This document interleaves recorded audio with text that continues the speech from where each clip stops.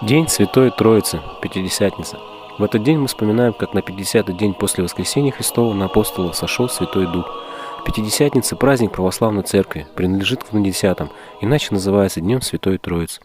Празднуется в 50-й день после праздника Пасхи.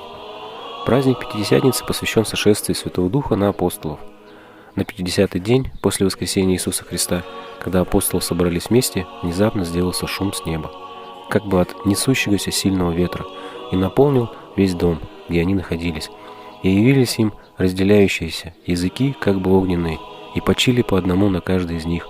И исполнились все Духа Святого и начали говорить на иных языках, как Дух давал им просвещать. Этот день является днем рождения Церкви.